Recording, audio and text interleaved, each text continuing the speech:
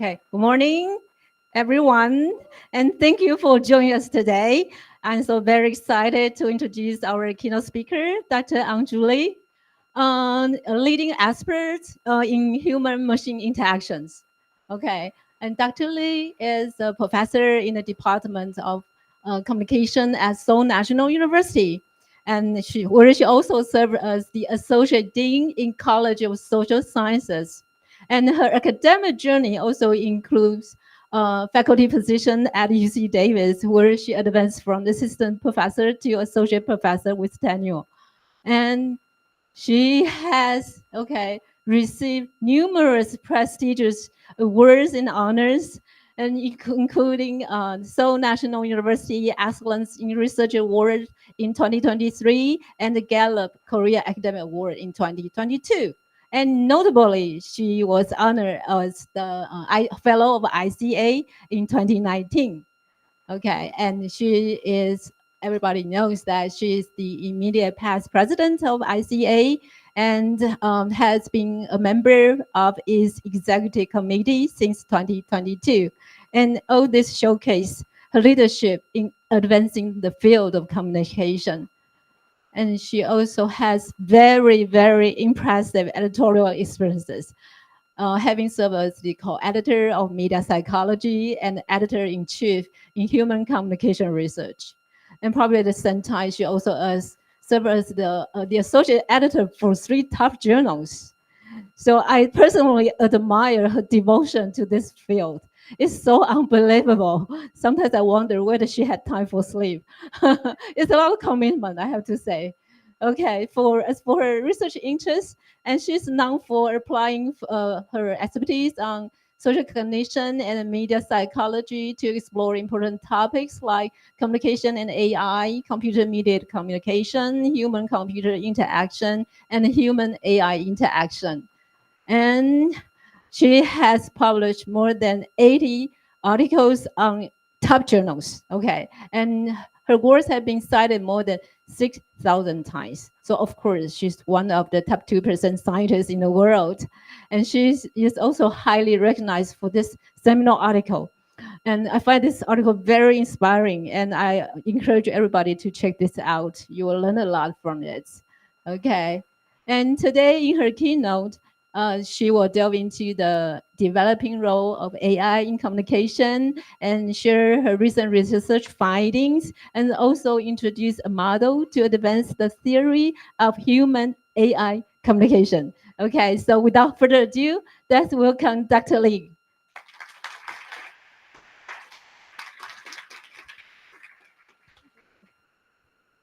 Okay. Okay, thank you so much for the wonderful introduction. And this is the first time ever that I was introduced with a separate PPT presentation. So it is really impressive. So I'm going to talk about the seminal work that you included in your introduction. So it's really timely. So I'm going to talk about artificial intelligence and human communication today. And communication is traditionally considered is a process that takes place between humans and only humans, with the exception of human-computer interaction. So even though there are like tons of, if not hundreds of definitions of communication, well, we normally consider it as a social process that happens between humans and among humans. And in such cases, even when we consider machine and technology as a part of the process, they were considered as a channel or a conduit or a transmitter, not necessarily as an independent communicator with some degrees of agency. But if we define artificial intelligence as machines that are capable of performing tasks that require human intelligence, then we should be able to qualify the we have to demand such qualification in the qualification of it being able to communicate just as humans do. So no, okay. So this is a typology that we proposed in a recent article, and here we have two distinct theoretical dimensions. So one concerns the classical dimension of mass and interpersonal communication, and even though we talk a lot about the false dichotomy between the mass communication and interpersonal communication as subfields in our discipline. Still, I think it serves a good purpose of as a sort of a conceptual framework that classifies the different modes of communication. So that's one dimension. And the other dimension is a distinction between communicator and mediator, referring to a specific role that is played by AI. So if you cross these two dimensions, you can have these four distinct cells, and there could be some overlap, of course, but I would call AI creator and AI converser and AI curator and the AI co-author. So I try to make it a little more fun when labeling and naming each of these cells to convey the actual and very specific role being played by AI. So when you look at the AI creator cell, you can see that some of the examples include virtual influencers, an AI anchor, and automated journalism as well. So here in this particular cell, AI creates the message. So it's the origin of communication, and the message is sort of predetermined and prefixed and directed at mass audience. So that's what we can see here. And for AI converser, that's at the intersection between interpersonal communication and the communicator. Okay, I can actually use this cursor to indicate where I am at. And here we can think about the conversational agent and also more casually put chatbot and digital assistant. So it is between the sort of in one-on-one type of communication where a human interactant works with an AI agent on an individual level. And here we can talk about AI curator. And this is where we normally talk about the influence of algorithm, right? So here AI does not create the message per se, but it serves as a gatekeeper, basically. So among tons of information, there's too much information, and we want someone to curate the information for us.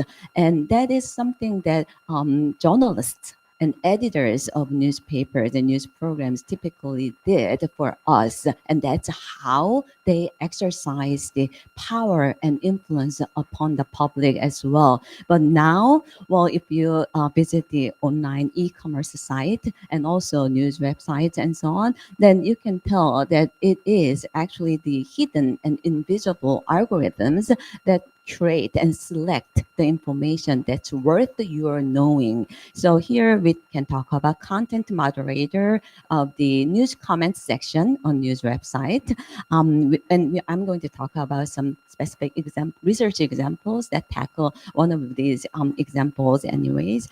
And recommendation system. So when you use YouTube, when you visit YouTube, then they recommend some of the content for you based upon your history of watching particular examples of the content. And AI fact checker, that's actually where I and Sham and I kind of disagreed on because I thought that, well, AI fact checker, what's delivered by AI fact checker is also an original content in and of itself. So I thought AI fact checker can be considered as an AI creator, but at the same time, the fact checking sort of presumes and presupposes the original checked material, right? But which has been already published. So it is in that sense the supplemental. So it's not like standalone content in that sense. So maybe we can, and especially if the AI fact checker serves as a gatekeeper. So if it kind of labels something as false, well, maybe, well, we can consider that as a creation function. So it's kind of debatable, but anyway, a fact checker is classified as an example of an AI creator here. But well, I won't disagree if you think AI fact checker should be an AI creator, because it does have its unique informational content.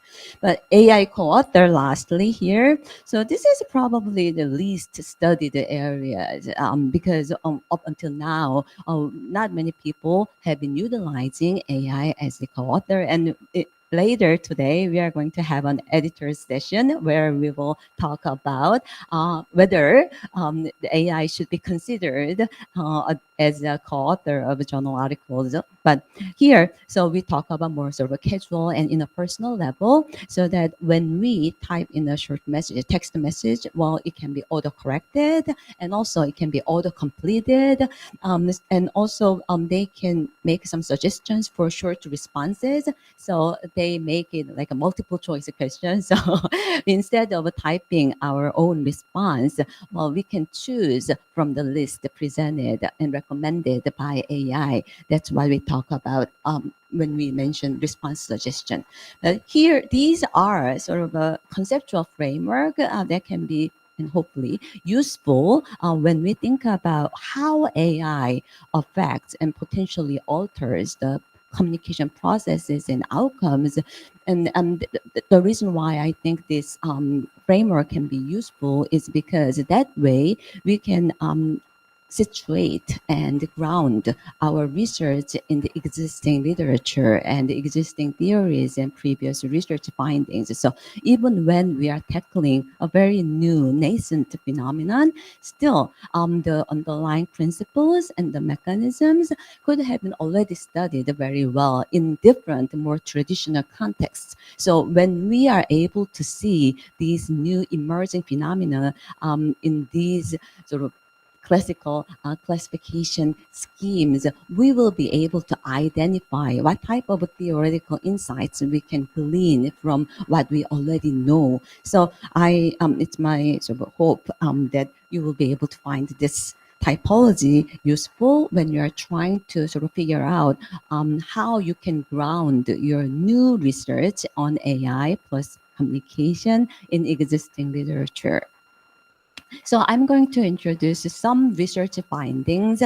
And the first one is AI as content moderator. So the background is, well, I don't know about Taiwanese newspaper, but in Korea, when we talk about online journalism and digital journalism, a signature characteristic of digital journalism is the presence of user comments on news websites. So user comments on internet news sites is considered as a critical and integral part of digital journalism in South Korea, at least. And I'm pretty confident that, well, if not to the same degree, user comments are well read on news websites in the United States as well.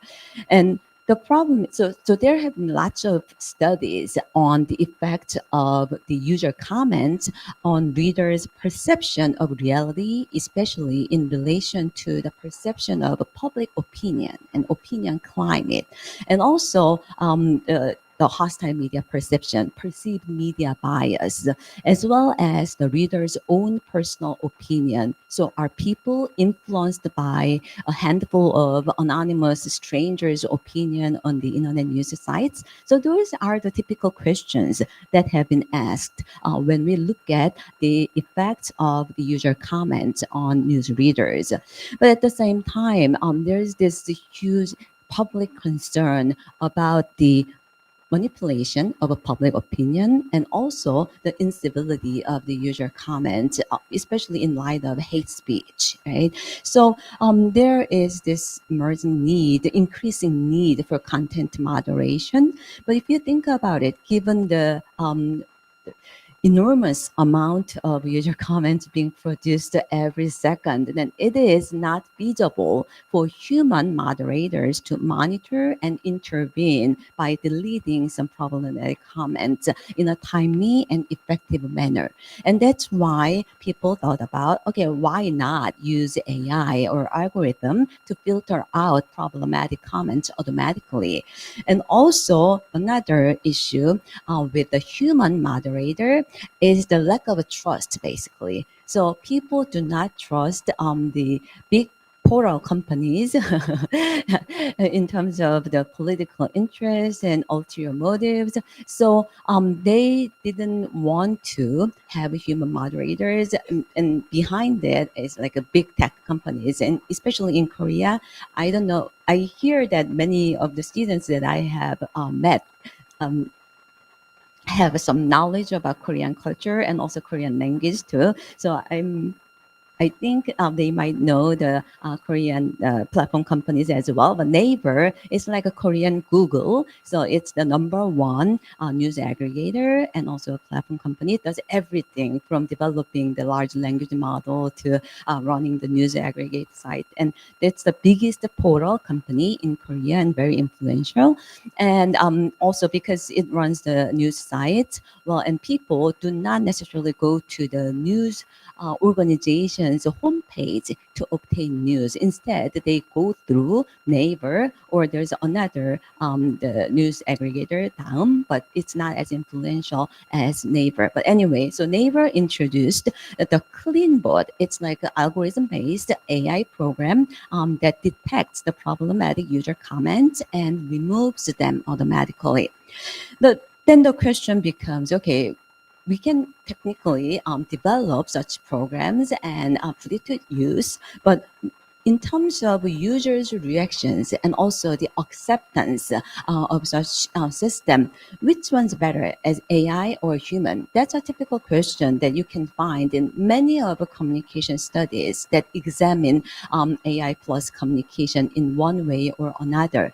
But to me, a more important question is, are they any different? Do people respond any differently toward the AI versus human agent?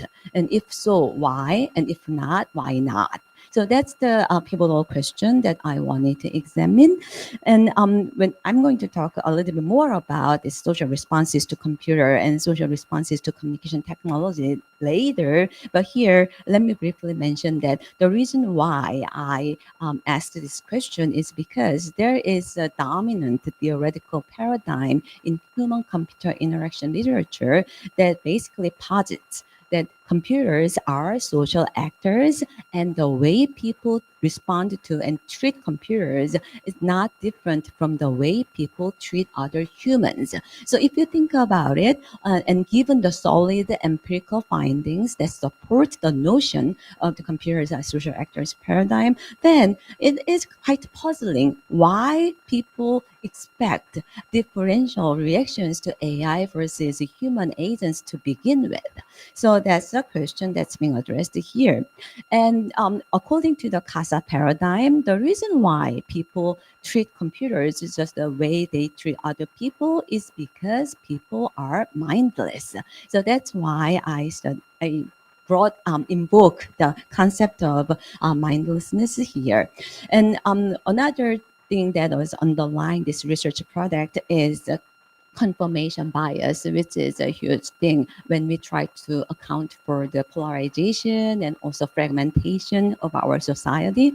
Well, then we blame confirmation bias as an inherent cognitive bias that humans all have, right? So I would think that, well, okay, people may or may not respond differently to AI versus human comment moderators, but it will depend on other contextual variables. And one of them has to do with confirmation bias, such that if the remaining comments, not the deleted one, the remaining comments are congruent with your own personal belief and opinions, then you will be happy. So you don't really care whether it was AI or human who deleted some of those comments. You don't even care what comments were deleted in the first place, right?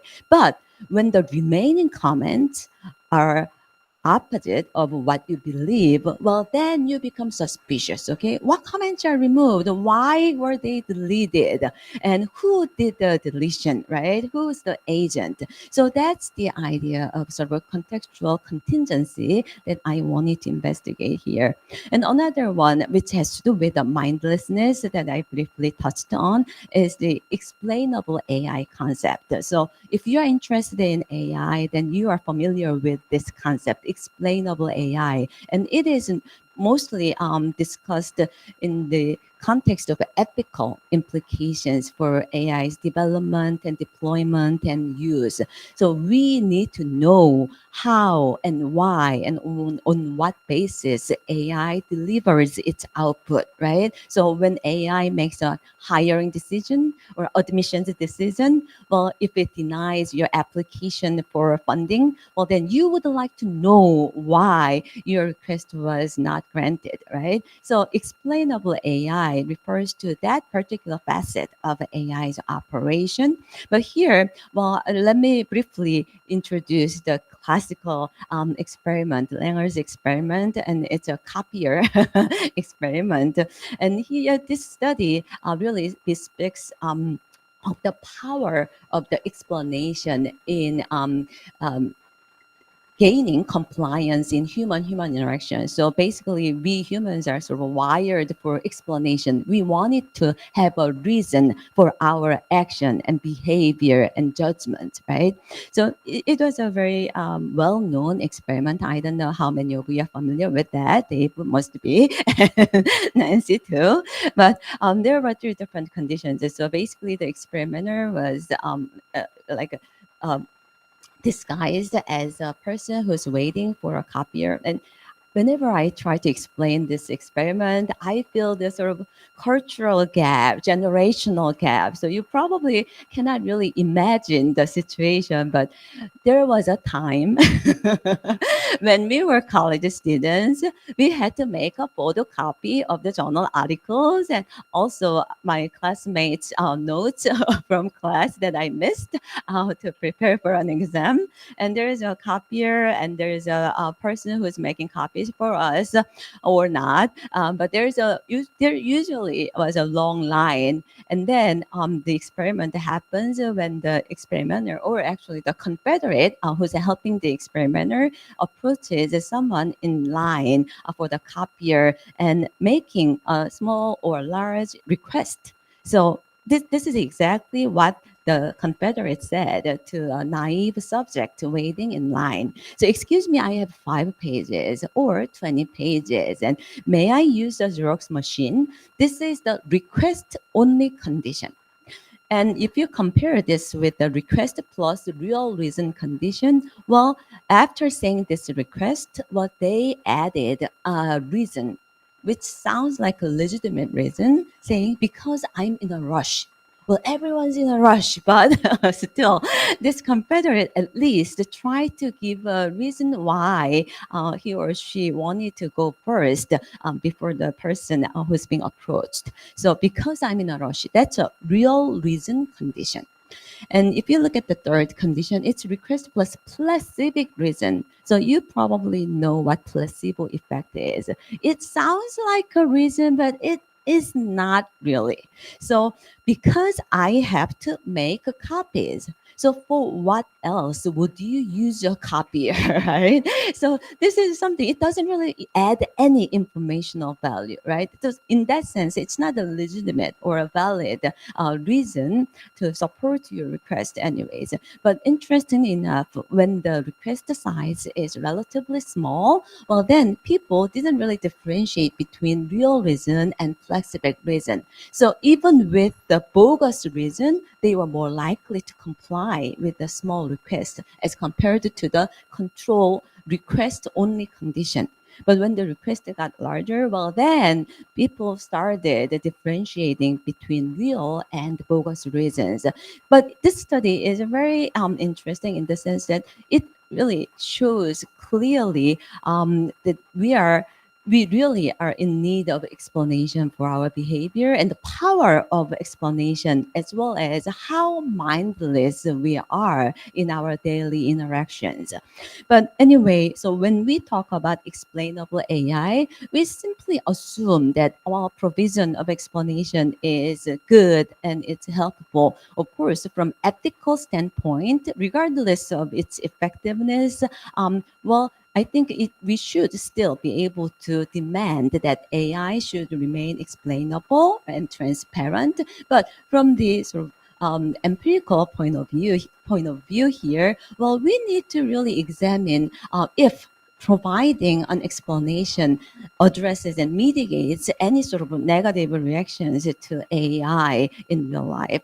And our dependent variable was the suspicion of ulterior motives and also belief in AI heuristic. So this is an interesting point because, first of all, you probably understand why I included the suspicion of ulterior motive because, well, that's one of the reasons why the tech companies started developing and using the algorithm instead of human moderators because people do not trust them and they do not trust the humans, right? So AI at least doesn't have any intention. So they try to mitigate people's concerns about the manipulation of a public opinion by employing machines as opposed to humans. So we wanted to see if that is the case. And another one, belief in AI heuristic. So I don't know how familiar you are with the concept of AI heuristic, but it simply refers to sort of stereotypes about AI that most people are supposed to have. It's like a generalized beliefs about what AI is like. And here specifically, it talks about how unbiased and fair and neutral and objective and accurate machines are or AI is. So those are the typical characteristics that people associate with machines as opposed to humans. So usually in many studies, and the studies that I'm going to introduce later, AI heuristic, or more specifically, belief in AI heuristic is considered as an individual difference variable, like as a moderator that really affects how people differentiate or to what degrees and in what direction people differentiate AI versus humans. But here we wanted to know, okay, then how people come to have such belief in AI heuristic. And we wanted to see if the exposure to certain AI program or system would affect their belief in AI heuristic. So their evaluation of AI in general. So that's why we considered this variable as a dependent outcome variable instead of as a moderator.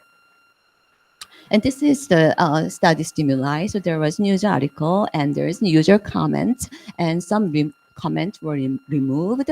And this is the real reason condition and also AI condition. So you can tell that there's a clean board. The comments were removed by AI or clean board, and it adds some explanation why it was removed because it contained illegal information or it contained extremely profane and vulgar language. So, well, some legitimate, justifiable explanations were provided for why certain comments were removed.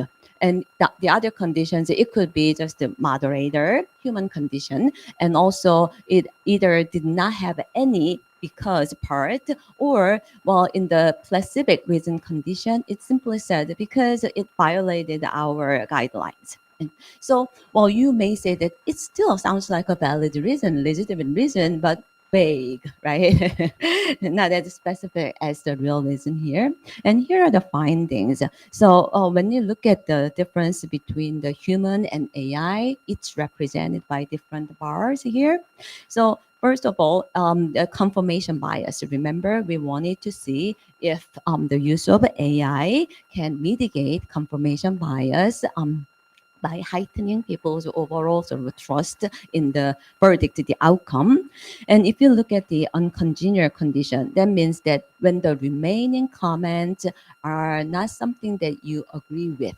So when the remaining comments are opposing to your own opinion, then people indeed differentiated between AI and human. But interestingly here, while people showed a higher level of suspicion of ulterior motive toward the AI agent, not human. So that's an interesting finding.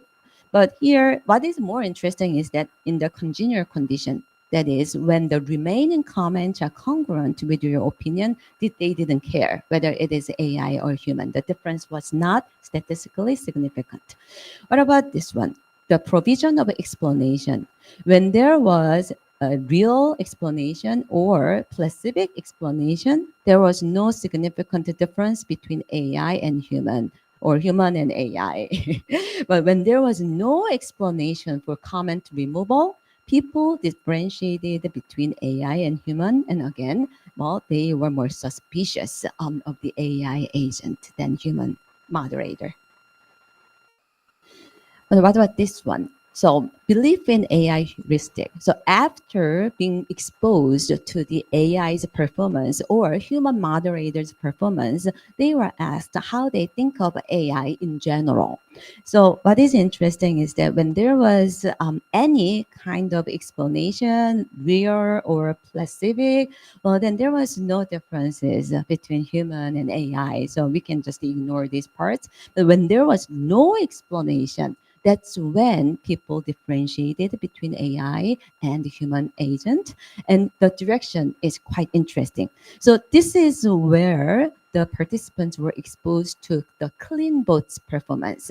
So it's understandable that, okay, when clean boat kept the congruent comments, well, then they are happy and they believe AI is good and it's competent, it's neutral, as compared to when only the comments that they disagree with remained, right? So there's this confirmation bias reflected in the form of the evaluation of AI here.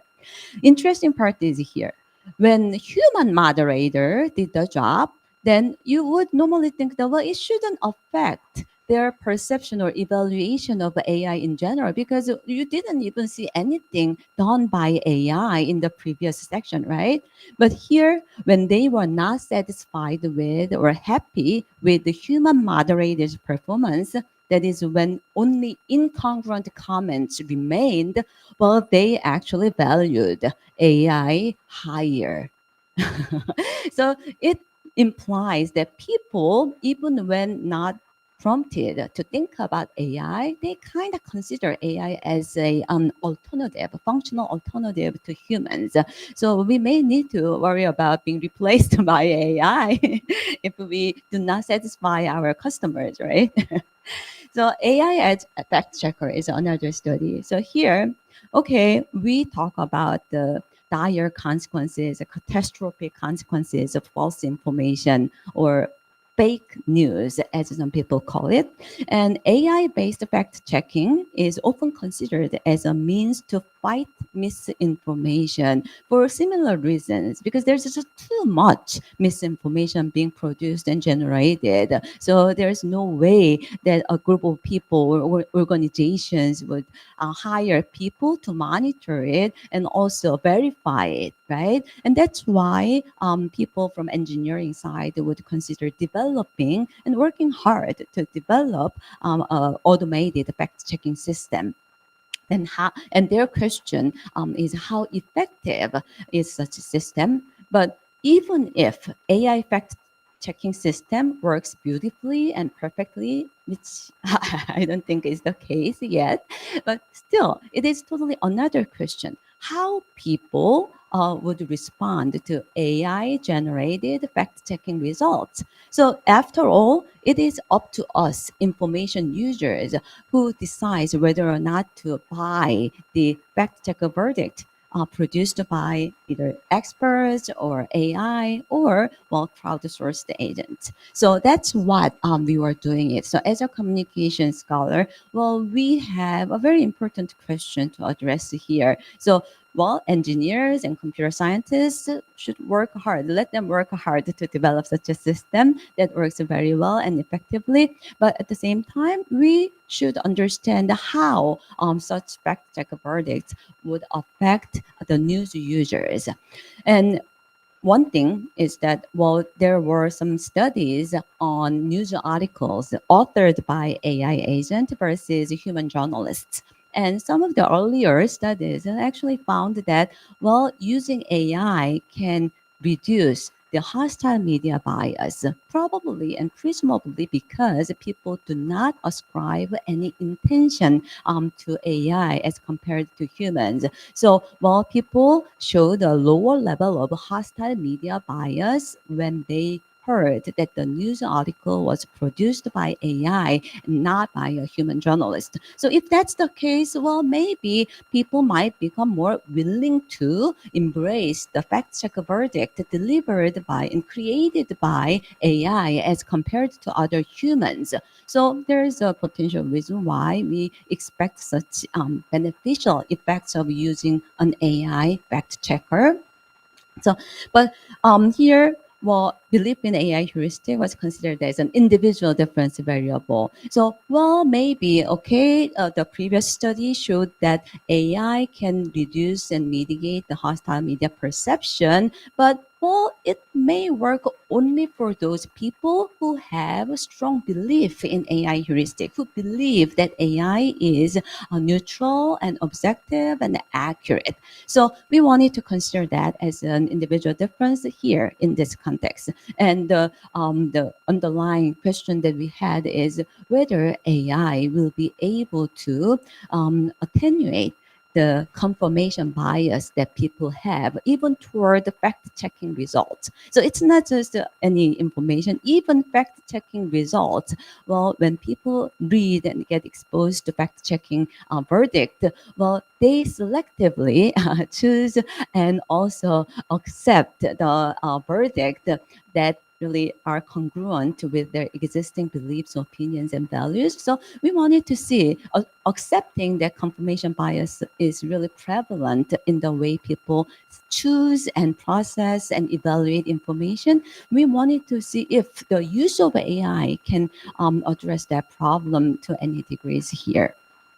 So the method, so there were the manipulation of the source, such that experts fact checker versus crowdsourcing fact checker and AI fact checker. So these sort of represent a high level of ecological validity in the sense that those are the typically used fact check sources. And also fact check verdict, pro-government or anti-government, and we also measure the political identity of the participants, liberal versus conservative. And by combining the latter two variables, we were able to define what information, what fact check verdict is congruent with the person's political identity and incongruent with theirs. So this is the stimuli that we showed to the participants. So basically, Fact Check Hub, it was a fictitious platform that we made. And then there's this checked claims, and then the verdict is always first.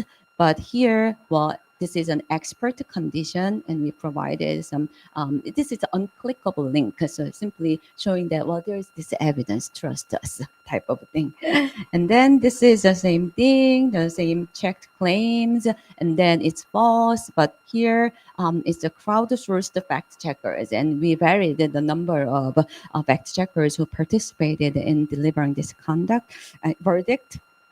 And this is the AI condition, the same thing, everything remains the same, except that the source is AI fact checker here.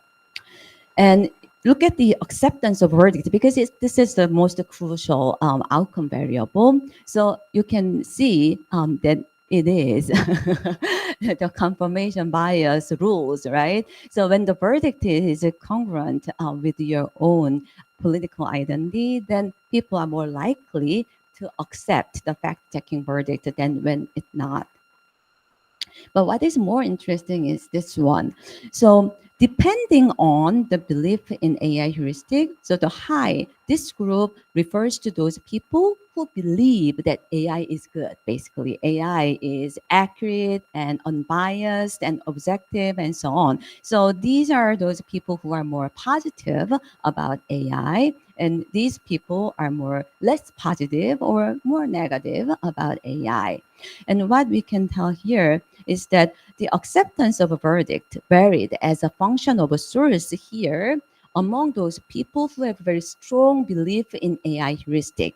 And the direction, as you can tell here, AI's verdict was accepted more willingly than the verdict delivered by crowdsourced agent. But there was no difference between experts and AI here. But this is the part that we were mostly interested. But if you look at this side, well, those are people who do not believe that AI is objective and fair and accurate. And here, the direction, the difference is the opposite, reversed, right? So that these people who do not really trust in AI, they accepted the verdict delivered by crowdsourced. So many people, many individuals, as compared to the AI fact checker. So you can see the contrast between these and these. Okay.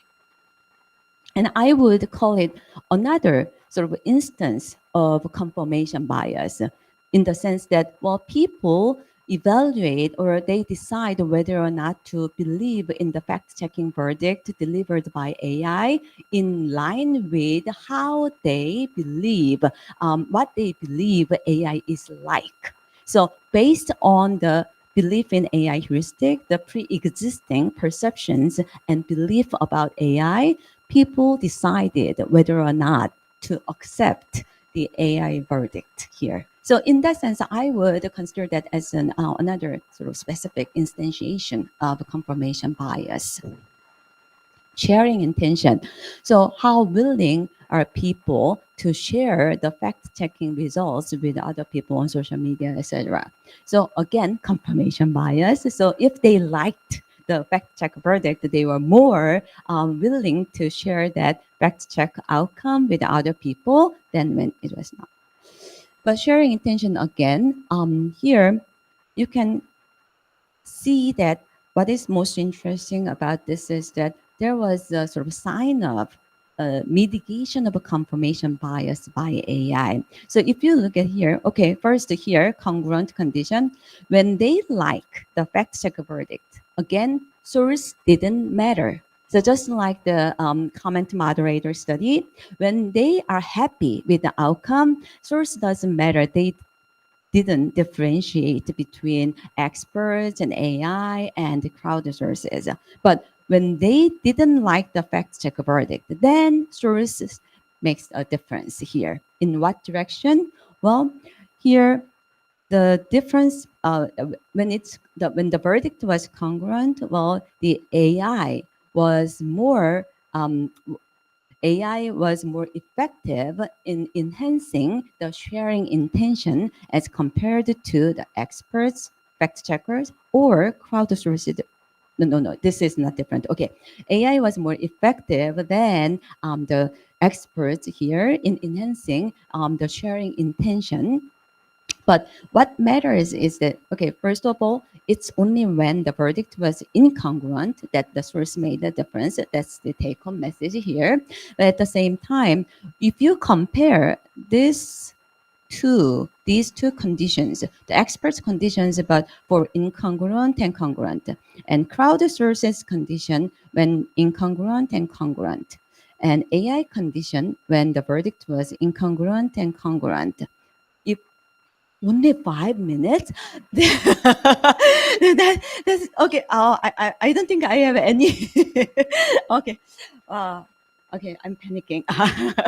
but But here, the key message is the difference between these and these and these refers to the confirmation bias, the difference between people's willingness to share the information when it's agreeable versus disagreeable, right? So when you see these three lines, you can tell that actually the difference between incongruent and congruent condition is the smallest in the AI condition. That means that, okay, confirmation bias was prevalent. It happened even in the AI condition, but the extent was less pronounced when AI did the fact checking. So that was the case. And this is the most interesting outcome variable personally, the personal relevance. So we asked how important and relevant the issue is to you, the participant. And I would call it a sour grape effect. So if they are not happy with the outcome, they would say that, well, this is not important. This is not relevant to me. So as a way of reducing potential cognitive dissonance when exposed to a disagreeable outcome, well, they would minimize and trivialize the issue itself as a way of fighting dissonance. So that's why we included this particular variable to begin with. And here again, we found a sign of the mitigation of a confirmation bias by AI. So people were likely to say that this issue is important when the verdict is congruent with their own opinion, then it is incongruent. So that's what you see here and here, right? So when the fact checking was done by experts or crowd sources, well, people showed this confirmation bias. So, but when it was done by AI, these two green bars, they were not significantly different. So even when AI delivered the verdict that's not congruent with your personal opinion, well, they didn't really penalize it by saying it's not important. So that's what we found here. So do I really have only 5 minutes? Maybe 10 minutes. Okay, okay. Well, you can ask questions via email. Okay, so I'm here only for today. So AI as conversation partner. So this is about AI converser. And I don't know if you are aware of these cases, but well, one of the potential high risks of using AI as a conversational agent is the hate speech, right? So these are a very high profile cases, once in Korea and also in the States as well. So when they first introduced the early version of generative AI, and one of the immediate problems and the reactions was generative AI producing hateful remarks, right? So the service was shut down immediately. And I was kind of curious. Would that make any differences if the hateful speech was spitted out by AI versus a human? So I was kind of wondering if people actually hold higher bar for AI as compared to other humans. So that was something that sort of drove this research project. So this is a very popular chat service, and in one condition, so participants actually saw the screenshots of some previous conversations. So they did not engage in direct conversation with the AI, which is a limitation of this study in terms of ecological validity. But at least we were able to manipulate the source which produced the hateful speech, either a human or an AI. And also another variable that we were curious about was the role in the conversation. So sometimes you can initiate the hateful comment, or you merely conform to a human interactant. When the person said something hateful, well, you may merely echo, right? And just repeat what the other person says. And it is kind of plausible when you think about how chatbots are sort of designed. So oftentimes they are programmed to agree with the user so that it can make the users happy, satisfied, so that they can continue to use the service, spend more time, which will bring money to the company. So initiating versus conforming, that was another variable. So we have this like a 2 by 2 experiment. And we were interested in two outcome variables. One is perceived offensiveness, and the other one is the agent evaluation. So how do people perceive the offensiveness of the speech itself when it was generated by AI chatbot versus another person? And also, does that matter whether the person or AI initiated the hateful comment or simply responding to a human conversation partner by repeating what was already said? So that was our question. And here we also included the belief in machine heuristic as an individual difference because it doesn't really seem to make sense that people would respond to AI versus human in a uniform manner. So we kind of always consider AI heuristic or belief in AI heuristic as a potential source of variance in our study to explain and predict the differences.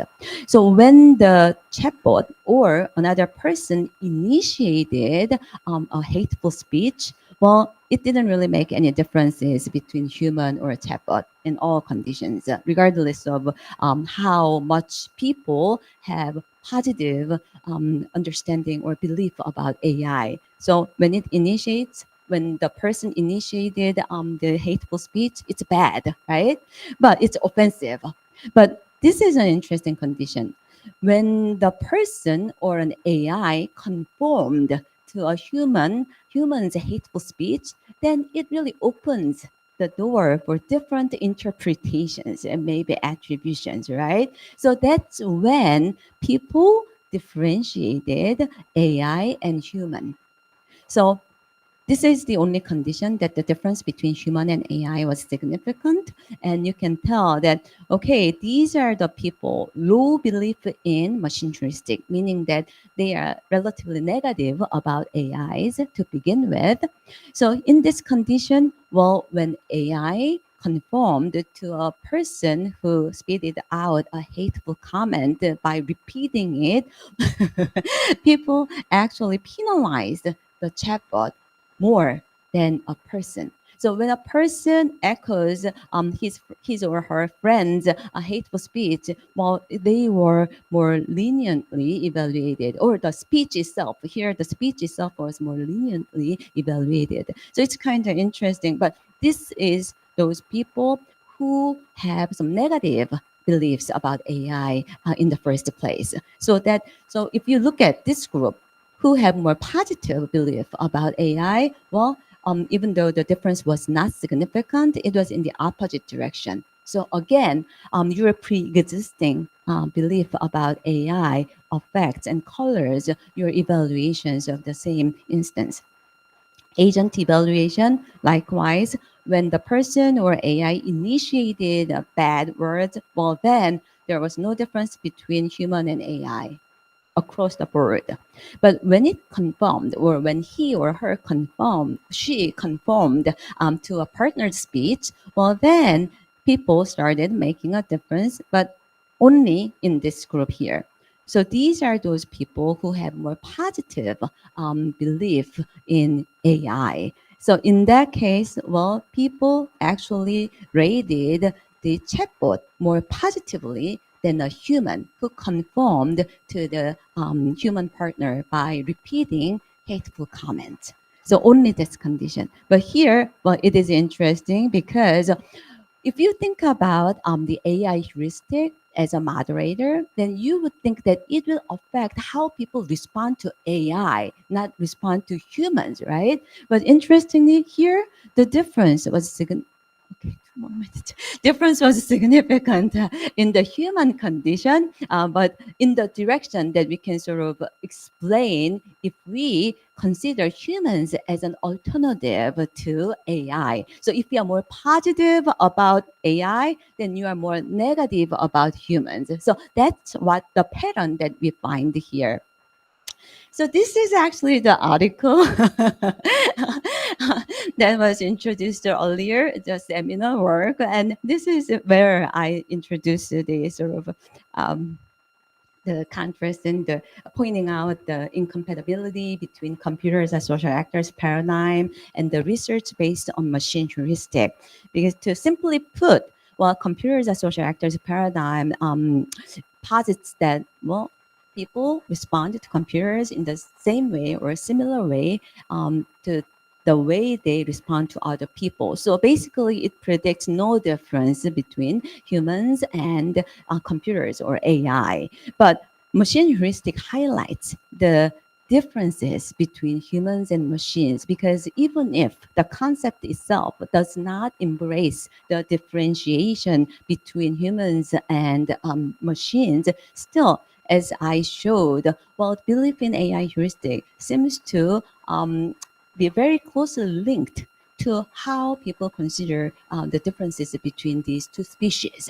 So it was kind of interesting, and I kind of well pointed out some of the the irreconcilable differences between the paradigm.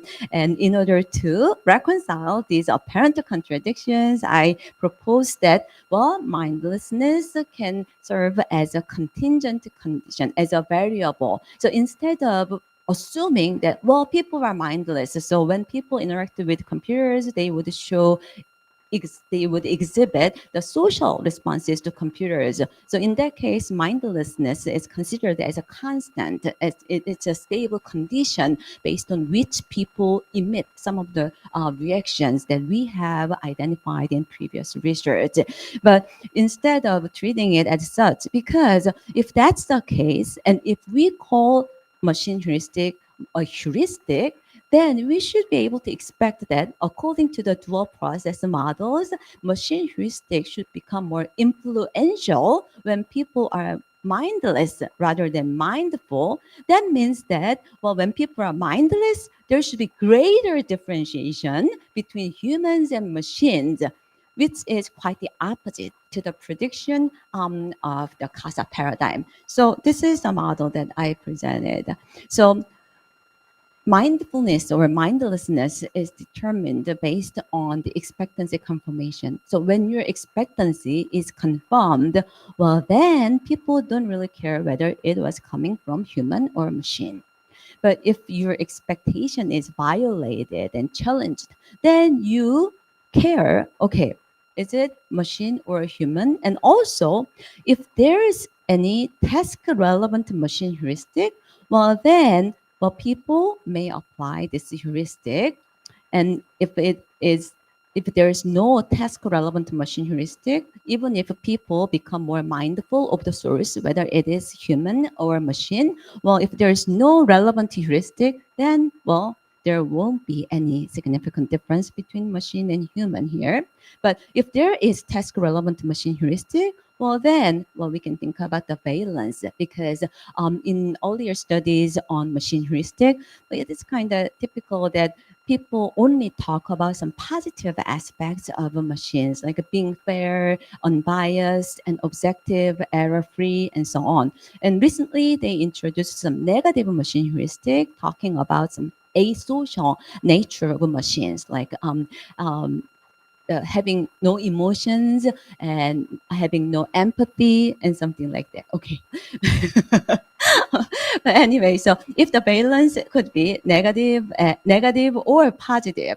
So if it's positive, well, um, this is an empirical question to be tested. One possibility, and I would bet on assimilation for now. But if the machine heuristic is positive, then people would consider or would show more positive responses to the machine as compared to human. And if the machine heuristic is negative, then people would evaluate humans more positively than machines. But that's when assimilation happens, meaning that the previous belief in machine heuristic affects your judgments and evaluations and reactions at hand. That's just simulation. But it is possible that there could be some contrast or even expectancy violation at this stage. So you had positive belief about AI and you are not happy with the output delivered by AI, then you may penalize AI even further because your expectancy is violated, negative expectancy violation. And that's what I call contrast here. In that case, the valence of the relevant machine heuristic will be reversed in their evaluations of a machine versus a human interactants that they just had experienced. So this is it for my presentation. Sorry that, okay? Okay. Okay, so and thank you so much for your attention, and I hope it was worth your time. Thank you. Thank you, Dr. Lee, for this wonderful and inspiring speech. Now, we would also like to have Dr. Chang on the stage again and moderate the following Q&A session. Do we have time for Q&A? Okay. So first, let's give another round of applause to Dr. Lee for an inspiring talk. And I really like the the typology she introduced in the beginning, which clarifies our conceptualization of AI and the idea of AI heuristic also, and there its effects also fits into, it's very situated into the social cognition theory. And also her, all her experiments are well designed with interesting finding. And this model is so testable in different contexts. Okay, so with because we don't have much time, we'll have open the floor for 3 questions. So anyone is once in a lifetime. Okay, David. Oh, there. No, I think this is brilliant work. It's just with the assimilation versus the contrast. So we did a study, John Velez and I, which has been published a couple of years ago, where we got sort of the opposite pattern, where we were looking at reciprocity, so cooperative game behavior. So it was extending that work. And we found that when you thought you were playing with a human and they cooperated, in subsequent tasks, you cooperated, you rewarded them. But when it was a machine, you went back to neutral. So I'm wondering if the assimilation versus contrast, assimilation is more, I mean, the tasks you're talking about are more knowledge tasks, where Message with processing. cooperation, it's more normative. Yeah. So could that be something that influences whether it's assimilation versus contrast, that we expect computers to know more? So when it's a knowledge task, we assimilate, versus we don't expect computers to know normative behavior, and so we'll push them away. So would it be the category of behavior that might be influencing that? Right. I think Dave just gave a comment, not a question. But so it is an interesting additional dimension to be considered, because this model applies primarily to message processing, the information processing domain. But at the same time, I think another difference could be the existence of the machine heuristic or the belief in machine heuristic. So when we talk about assimilation and contrast, of course, if everyone shares some beliefs about machines uniformly, well, then we don't really need to talk about the individual differences. But in this case, I assume that there is some task relevant machine heuristic, and if that colors and affects your evaluations of a specific agent that you just interacted with or you just received the information from, well, then I would call that assimilation, right? So, and in the same direction, then assimilation in the opposite direction, it will be contrast. So if in your experiment, if it is safe to assume that people generally have such expectation of machines, computers, normative behavior, well, maybe you can still compare this model with your findings. But, well, that's an interesting question, because another sort of boundary condition that we can think about is also applies to your study as well. So this is more like a sort of mass-directed domain when the source is not as salient as in a personal context. So if you get reminded of the chatbot study, for instance, well, it's interesting. Even in a personal context, still people either make no difference or made the differentiation depending on what conversational role AI played, right? So it is quite heartening to find that, but still, in general, I think this model has greater applicability to information processing situation. And if we go back to the infamous typology, then it's mostly the mass directed and communicator cell. So on that, yeah, AI creator part, yes. Yeah, we didn't measure the machine heuristic, but we are going to be replicating now and measuring the machine heuristic. Yeah. So probably have. Actually, we don't really have much time. It's Yeah, I really But don't want we'd to stand like to- between you and lunch. Yeah, so. probably 2 questions. Any questions from the students? Oh, okay. Thank you so much for the talk. And I'm Eric. And I don't know if this is a question, but I wonder, is AI heuristic research, the one that you talked about, is sort of based on people thinking they are not biased, so they think AI is not biased, but they actually are because they lean left to right in your experiment design. Can you elaborate a Yeah, little bit? I mean, my meaning is, so people, I do believe that people think they are unbiased, but their opponents are, right? Yeah. So that's an egocentric bias and also ego enhancement bias. So that's quite well known and well established. But I'm not quite sure how that relates to AI heuristic. well, okay. Okay, I'll think more about it, Yeah. and afterwards I'll Okay. ask the question again.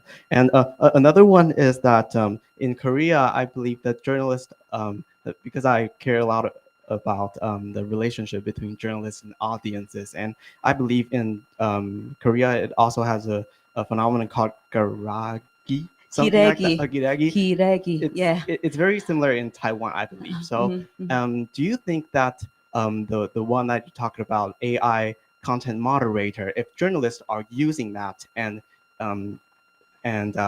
implying that they use that on online posts, would that resolve the conflict between journalists and audiences?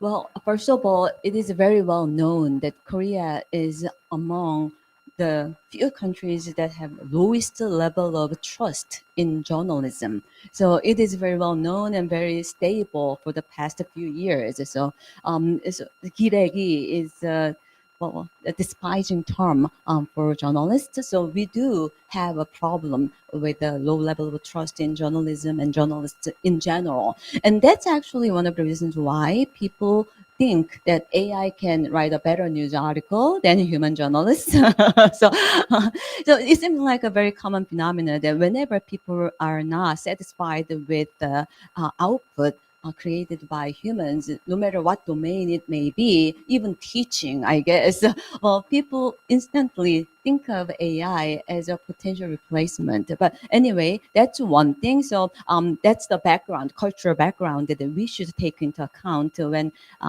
proposing a research question as well as interpreting the findings. But when it comes to the content moderation, well, the journalists have no control over the user comments posted online. So they write the news article and it is shown on the portal site, but it is the platform company that has the 100% control over which comment is shown and which comment is deleted. So I cannot really think of any significant ways in which people's perceptions about journalists or their lack of trust in journalism has much to do with the content moderation per se. So, but what I can say is that, well, given the low level of trust in journalists, people would not like it if journalists are given any permission to moderate the comment section.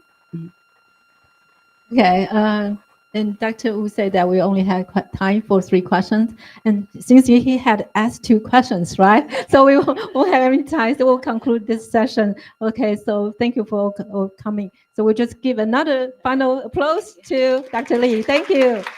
Thank you. Thank you, Dr. Chang and Dr. Lee. Please stay on the stage for a moment. To express our greatest gratitude, the TAIS would like Dr. Lee and Dr. Chang to accept a certificates of appreciation. 有请日选理事长上台，向讲者 Dr. Lee 和主持人青青老师致赠感谢状，并且合影一张。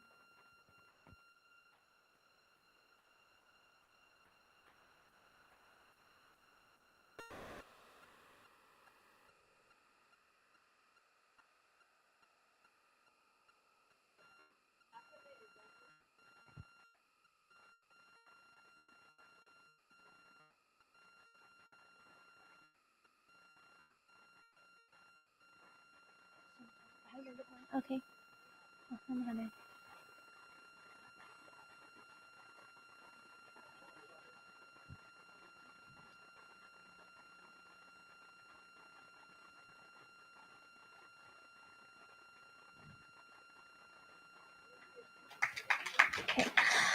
Before we formally conclude the keynote speech session, I would like to invite all of our attendees and guests to remain seated. Let's have another group photo together. 来，请左右两侧的与会者们，麻烦帮我靠中间并拢，我们拍照。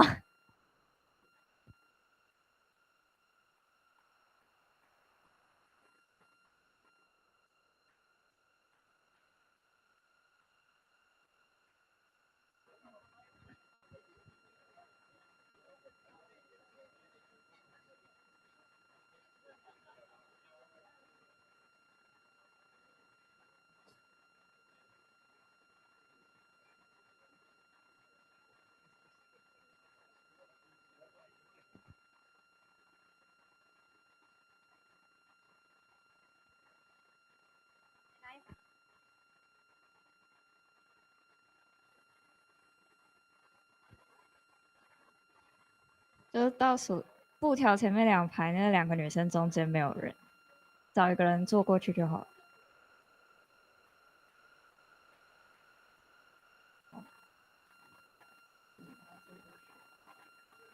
对对对，等他走过去。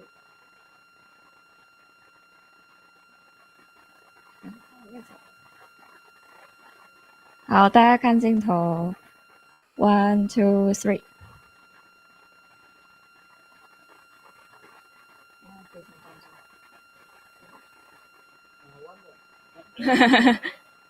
好。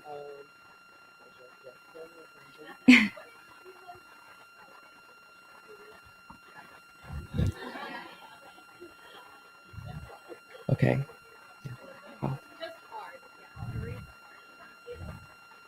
Okay. Okay, so is everyone ready? Okay. So everyone please look at the camera. 1 2 3. Okay.